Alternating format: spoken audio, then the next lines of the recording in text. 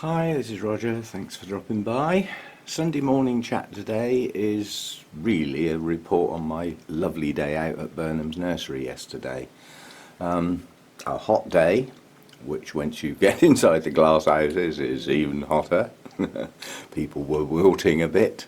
But yeah, I'm safe journey there, leisurely journey. I was in no rush to get there basically, and arrived and wandered in, and when you enter the nursery through the main entrance, rather than the tradesman's entrance, which I usually go in,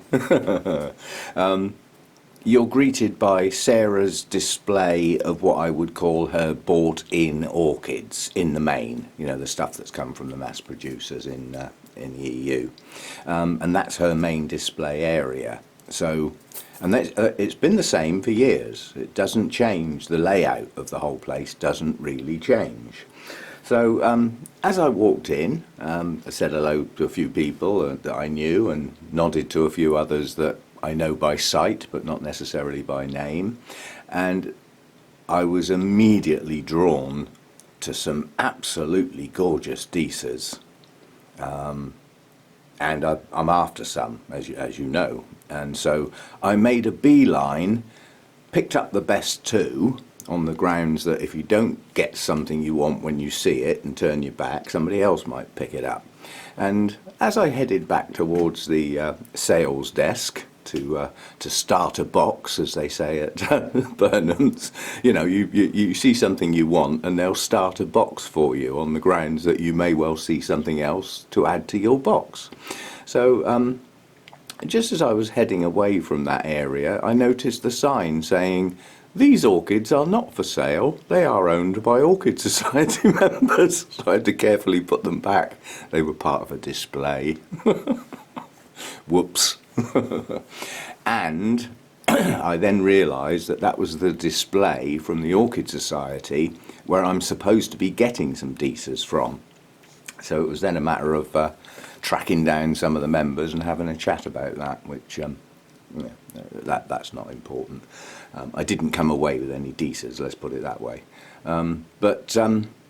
So I had a look round Orchid Paradise. I filmed a lot, and not long after I got there and had fed and watered myself, Sarah was actually doing a talk on her family history and the history of the nursery.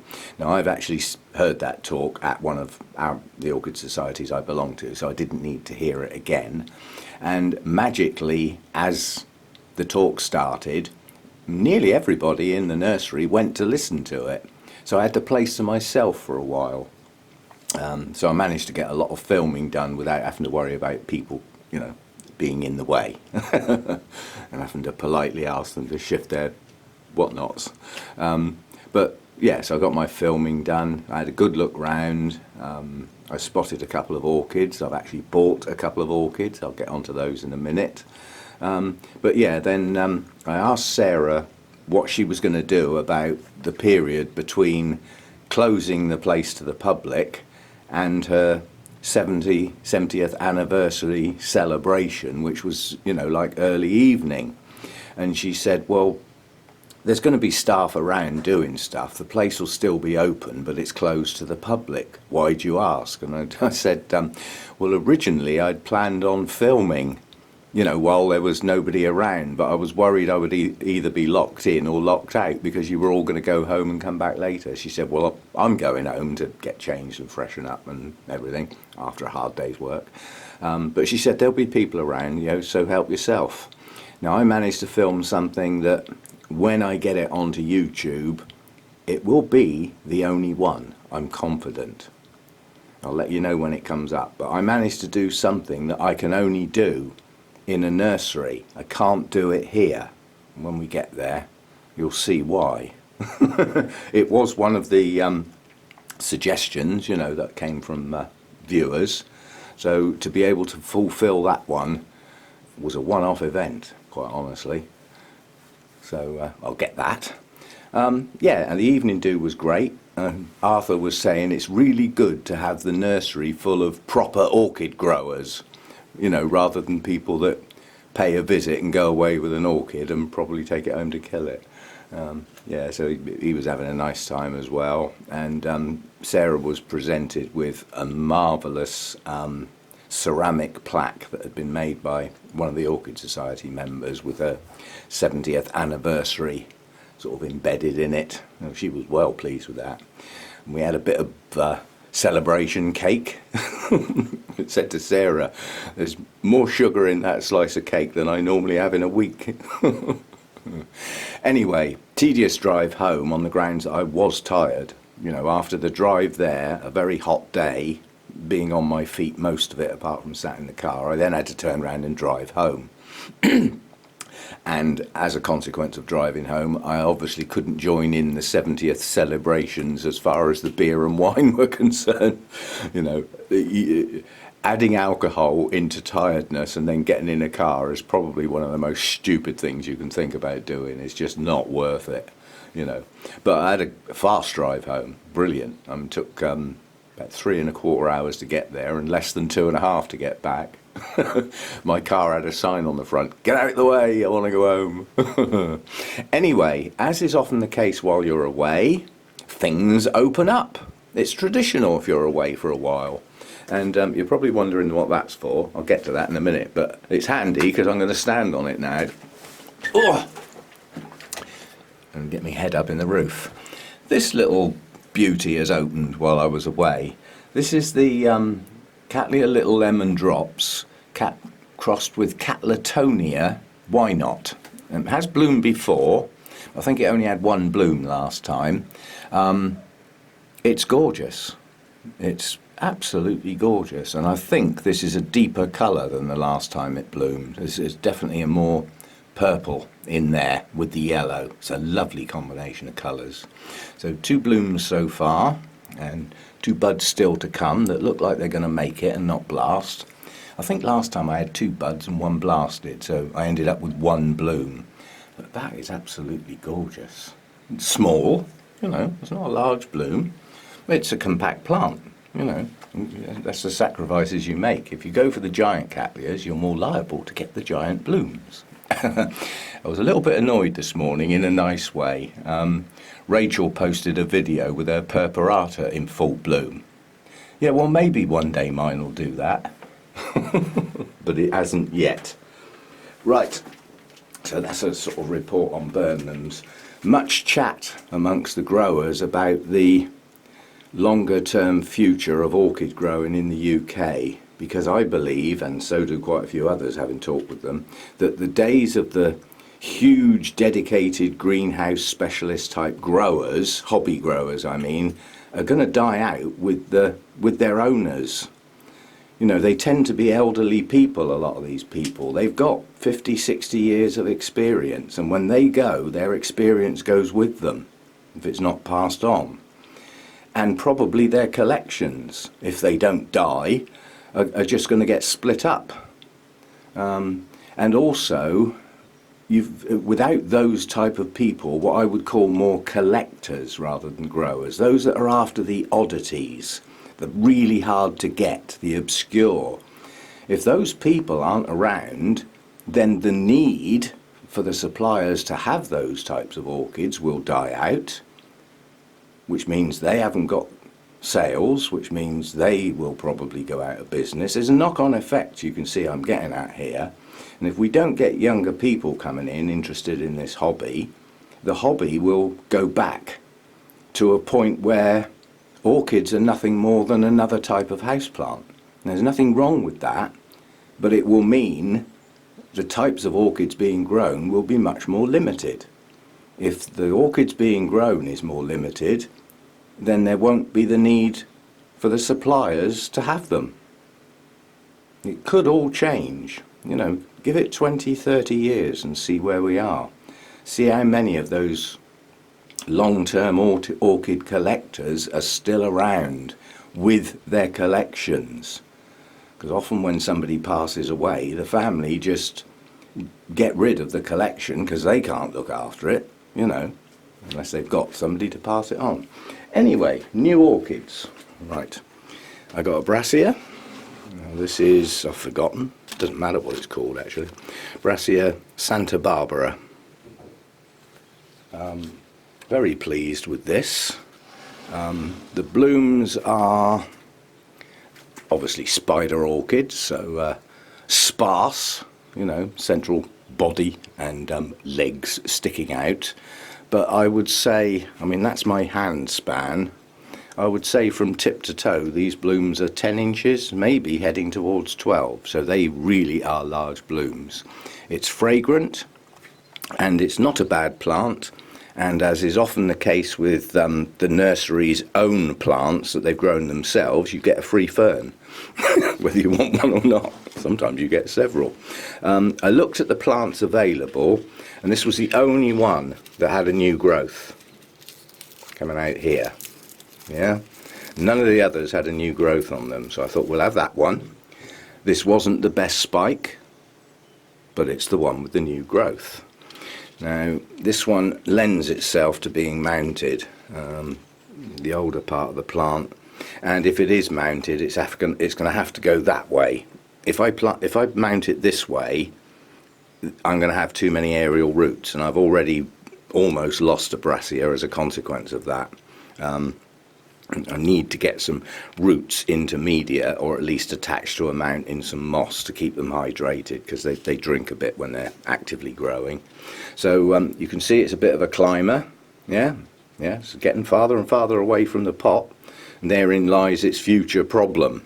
Yeah, so I need to deal with that relatively soon, because this new growth will produce some more new roots. All the roots that are on here at the moment have come from this bulb back here, and then this bulb back here. So the next lot of new roots are going to come out there.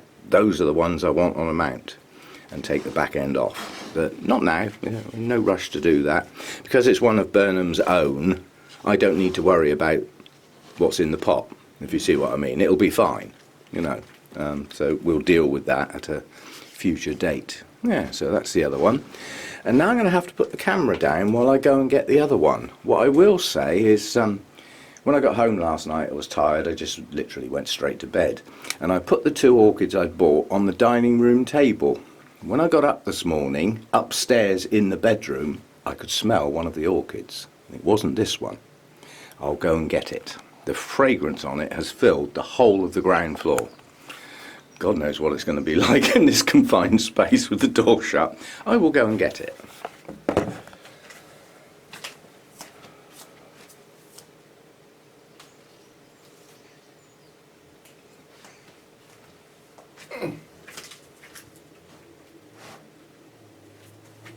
And now we'll have to move back quite a long way. It's another brassica. The spikes are 4 feet long, and there's 3 of them. I paid a little bit of money for this plant, but again I rooted through the ones. This was part of the sort of main display as I walked in. You'll see it as I put the clips up from the filming from yesterday. It's a variety of Vericosa, so it's a named variety basically. Vericosa Sea Breeze, green spidery flowers on arching stems. I think that should say huge arching stems. But again, I rooted through the plants, and well, I would say it's reasonably obvious why I chose that plant. That's the reason I chose this plant. 1, 2, 3 new growths, yeah? And 2 of the spikes are coming out from the previous growths behind those 3 new ones, which means the other spike is coming out round here. And round here we have another 1, 2 new growths. Yeah, so I've got 5 strong new growths pushing up on this plant. Again, it's one of Sarah's own, so I've got 1, 2, 3, 4 free ferns in that pot. It can probably stay in that pot for a while. It's obviously far too big to mount. And quite honestly, I think I may have been a bit silly because it's a bit big to live in here. I'm always saying the plant's too big, where am I going to put it? But I can find a place for this. Bearing in mind these spikes have been strapped, yeah, like staked. In future times, I'd probably get it on the edge of a shelf and allow them to arch out. But they're going to be a bit of a problem to accommodate, but the blooms are gorgeous. This is the more recently opened spike. So this is the colour it normally opens at. It's a pale cream bordering on green. There are tinges of green in there with some lovely spotting, lovely purple spotting. It's a lovely shape, yeah. Fragrance is knocking me down at the moment. It's so powerful. And then this is the spike that's going to go over first. You can see there's a bit of a colour change there. The spotting gets a bit more purple sort of in it. So yeah, a giant of a plant. Arthur was apologising about the spots on the leaves. He said this one just gets spots on the leaves. And I said there's quite a few of the Oncidium types that get spots on their leaves. It's almost like a trait, but it can be held back. I won't say stopped altogether, but if when your new leaves like these are my new growths, so this is the previous bulb, these leaves are clean, if you look, yeah? And so are these on that previous one. So it's literally sort of like the 2-year-old bulbs that start to get the spotting as they age. Well, if it's given a systemic fungicide treatment, that spotting can be virtually stopped, because it is effectively a type of attack on the leaves, but it doesn't do serious harm. It's just unsightly, yeah? But it can be held back. Whether it can be stopped altogether using that method, I'm not sure, but I've certainly held it back on some of the types that are prone to it. And if you can hold it back long enough, then, you know, obviously the old leaves eventually fall off, so you never see the spotting. You've always got a clean looking plant. But yeah, as I said, I spent quite a bit of money. That plant was £40 with 5 new growths. So at some point next year, we'll have 5 spikes. It could be a showstopper, you know. So for me, it was worth it. Plus, I went to Burnham's with things in my mind about supporting the existing nurseries that we've got.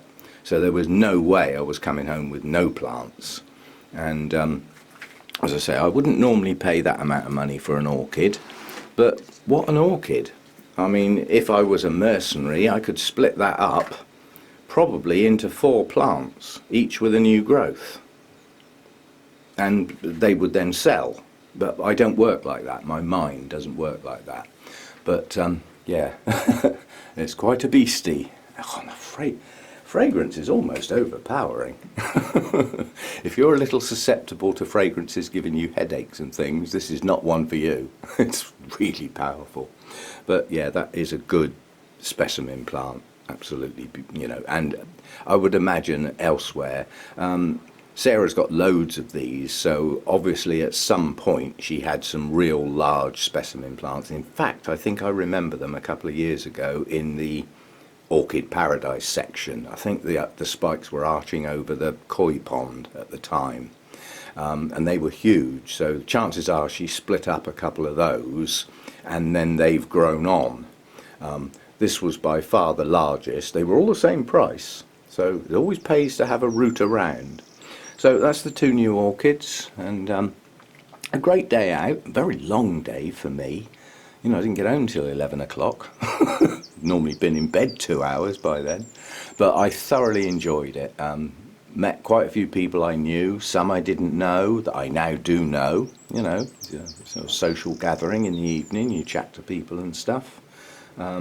Trey Saunders was there, which was a big surprise. He's on the talk circuit, young lad, relatively. And he went home to his native Australia back towards the end of last summer, I think, August, September time. And after getting back there, he said, I was hemorrhaging money and I decided I don't want to be there. But he said I had to go to find that out, because I've always wanted to go back to where I come from. And when I got back there, I thought, actually, I liked it better where I was. So he's come back to England, come back to the UK. So he's back on the talk circuit. He had some gorgeous plants for sale.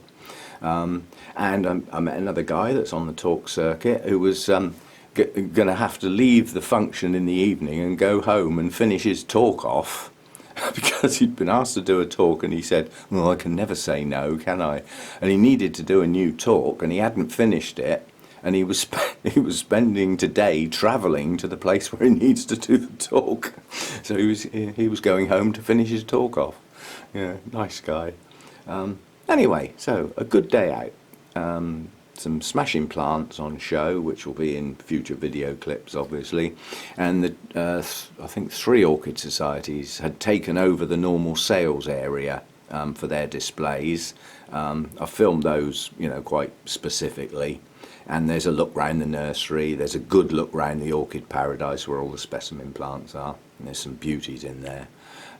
Yeah, so future videos based on what was a really enjoyable day out yesterday. And 2 new orchids. Now I know I keep saying I'm not buying orchids, but I'll have to elaborate on that because people are starting to take the mick. What I mean by not buying orchids is I haven't got a wish list. I am not actively looking to get orchids.